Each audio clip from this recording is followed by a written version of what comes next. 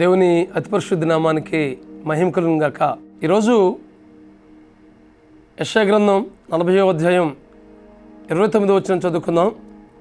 యెషయా గ్రంథం 40వ అధ్యాయం 29వ వచనం. సొమ్మసిల్లిన వారికి బలమిచ్చువాడు ఆయనే, శక్తిహీనులకు బలాభివృద్ధి కలుగజేయవాడు ఆయనే. మరల చదువుతున్నాను. సొమ్మసిల్లిన వారికి బలమిచ్చేవాడు ఆయనే, శక్తిహీనులకు బలాభివృద్ధి కలుగజేయవాడు ఆయనే. ఈ లోకంలో మనం జీవిస్తున్నప్పుడు మనకు ఎదురవుతున్న సమస్యలు, శ్రమలు, ప్రతికూలమైన పరిస్థితులు, ఆర్థికమైన పరిస్థితులు, అనారోగ్య పరిస్థితులు, ఆయా వేదనకరమైన పరిస్థితులు, సమస్యలు, అది కుటుంబ సమస్యలని కావచ్చు, వ్యక్తిగత సమస్యలని కావచ్చు, ఉద్యోగ సమస్యలను కావచ్చు, ఏ సమస్య అయినప్పటికీ సమస్యల్ని వేసారిపోయే పరిస్థితి మన జీవితంలో ఉందా? కృంగిపోయే పరిస్థితి మన జీవితంలో ఏదైనా ఉందా? దేవుడు దినాన్న వాగ్దానం చేస్తున్నాడు, ఏ పరిస్థితిలో నువ్వు నలిగిపోతున్నావో ఆ పరిస్థితి నుంచి విడిపించే దేవుడు మనకున్నాడనే విషయాన్ని ఈ దినాన మీకు జ్ఞాపకం చేస్తామన్న ప్రభు పేరట. ఈ సమయంలో ఏలియా మనం పరిశీలించినట్లయితే ఆయన జీవితం కర్మేలు పర్వతం దగ్గర 450 మంది బయలు ప్రవక్తల్ని విరోచితంగా వారిని హతమారుస్తాడు. అక్కడున్న ఇశ్రాయేలు ప్రజలకు ఈ మాటలు చెప్తున్నాడు. ఎంతకాలం రెండు తలంపుల మధ్య మీరు తడబడుతున్నారు? యెహోవా దేవుడా, బయలుదేవుడా అని ఒక సవాలు విసిరి ఆ కర్మేలు పర్వతం దగ్గర 450 మంది బయలు ప్రవక్తలతో ఆ కర్మేలు పర్వతం దగ్గర కూడుకుంటారు. అయితే యెహోవా దేవుడని రుజువుపరచడానికి ఏలియా మాత్రమే నిలుస్తాడు. దేవుడు గొప్ప అద్భుత కార్యం చేస్తాడు. ఆకాశం నుండి అగ్నిని పంపించి యెహోవా దేవుడు అనే రుజువును ఇశ్రాయేలు ప్రజలందరూ కూడా తెలుసుకున్నట్లుగా చేస్తాడు. తద్వారా 450 మంది బయలు ప్రవక్తలను హతమారుస్తాడు. ఈ వార్త ఆహాబుకు, యెజబెలుకు చేరుతుంది. ఇశ్రాయేలు ప్రజలు రాజుగా ఆహాబు రాజు ఉంటుండగా తన భార్య యెజబెలు కూడా ఈ వర్తమానం తెలుస్తుంది. తెలియగానే ఆ 450 మంది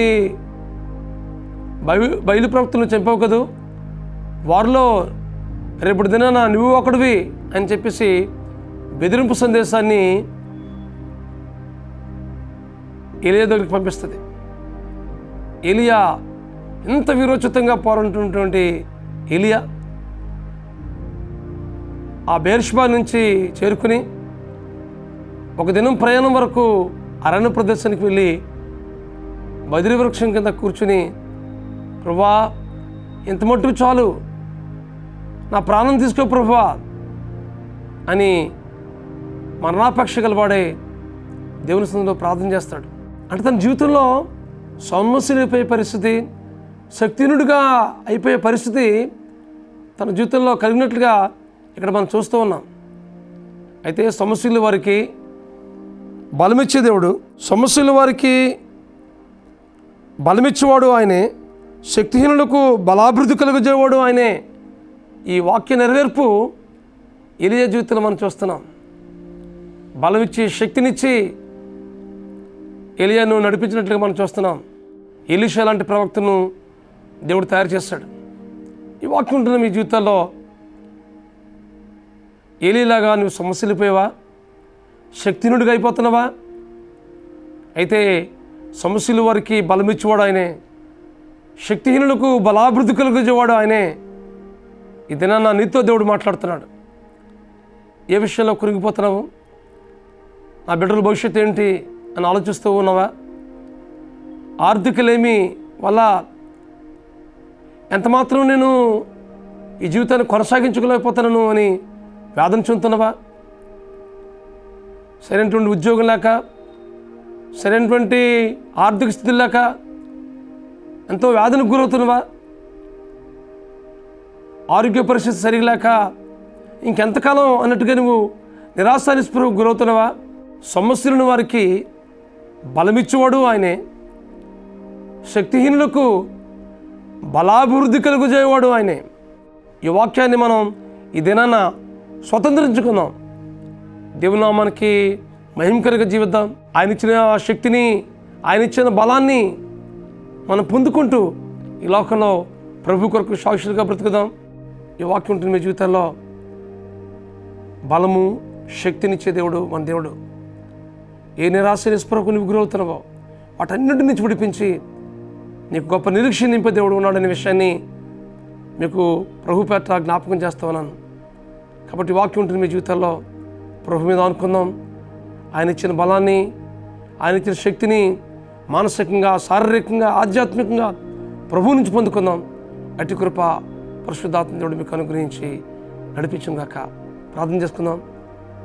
ప్రేమగల మా తండ్రి, పరిశుద్ధుడైన ప్రభువా, సమస్యలను వారికి బలమిచ్చేవాడు నీవే ప్రభువా. శక్తిహీనులకు బలాభివృద్ధి కలుగజేయవాడు నీవేనైనా. ఈ వాక్యం ద్వారా మాతో మాట్లాడారు ప్రభువా. మా ప్రియుల జీవితంలో ఏ విషయాలైతే శక్తిహీనులుగా, బలహీనులుగా ఉన్నారు ప్రభువా, వాటన్నిటి నుంచి విడిపించేవాడు నీవే ప్రభువా. మీ శక్తిని పంపి, మీ బలమిచ్చి, వారు ధైర్యపరిచి, వారి జీవితంలో గొప్ప నెమ్మదిని అనుగ్రహించమని బ్రతిమాలుకుంటున్నాం ప్రభువా. ఏలియా జీవితంలో జరిగించిన కార్యమే వీరి జీవితంలో కూడా జరిగించి మీరు మహిమ పొందమని, మీరు హృదయాల్లో గొప్ప ధైర్యాన్ని, గొప్ప నిరీక్షను నింపవలసిందిగా ప్రార్థిస్తూ మీ కృపగలాస్తానికి అప్పగించుకుంటూ మా ప్రభువును, మీ ప్రియ కుమారుడును, మా రక్షకుడునైనా యేసుక్రీస్తు ప్రభు వారి అత్యున్నతమైన నామంలో ఈ ప్రార్థన అతి మిక్కులతో బ్రతిమాలి ప్రార్థించి వేడుకుంటున్నాం మా పరమ తండ్రి. ఆమేన్, ఆమేన్, ఆమేన్. సమస్యల వారికి బలమిచ్చేవాడు ఆయనే, శక్తిహీనులకు బలాభివృద్ధి కలుగజేవాడు ఆయనే. ఆయన మీ జీవితంలో అట్టి కృప పరిశుద్ధాత్మతో దేవుడు అనుగ్రహించి నడిపించుగాక. God bless you friends. Have a nice day.